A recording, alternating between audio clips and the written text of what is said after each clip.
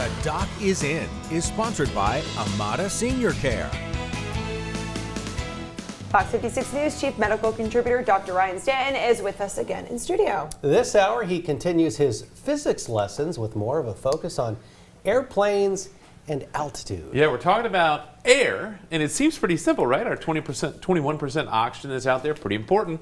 And we're going to talk about now how can we take advantage of the fact that at altitude there's not that much air to breathe. So let's get back to it. We do remember that 78% of our atmosphere is nitrogen. Great job, Krista, on that answer earlier. 21% is going to be oxygen, but let's look what happens at altitude, that partial pressures where there's not as much atmosphere pushing down on the air moves apart, making it more difficult to breathe. In fact, at altitude, at the top of Mount Everest, we are only experiencing about 30% of the pressure that we have here, well, for us, 1,000 feet below at sea level. In fact, 90% of the atmosphere occurs less than 10 miles above the surface of the planet. Well, some airplanes fly higher than that. So how do we make it possible for us to be able to fly in those areas? So that has to do with pressurization.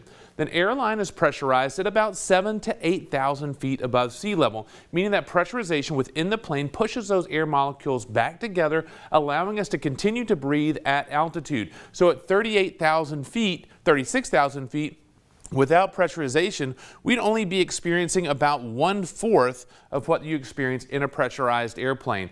That's what allows us to continue to breathe. That's what allows us to continue to function at altitude. It also makes the airplanes more efficient because that air density is lower, meaning the airplanes aren't fighting against as much air as they fly, so they can go faster, longer, with less air resistance, while we are very comfortable inside that airplane breathing that pressurized air.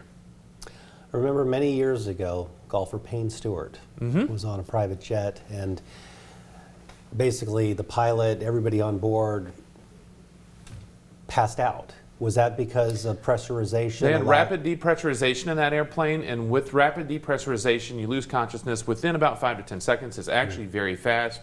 Also, the temperatures at that altitude are extremely cold, and so actually, if you saw the news stories, the inside of that cabin was frozen over because of how cold the air is at altitude.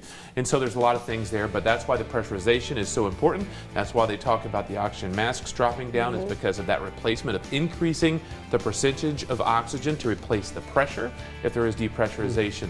But that's why it happens so quickly, is because once that pressure goes down, your body decompensates pretty quickly. That's why you're supposed to put it on before you help others. That's why you put it on before you help others, because you can't help others if you can't do it yourself. All right, thank you so much, Doc. We appreciate it this morning. Absolutely. We'll be right back with the final half hour or so after the break.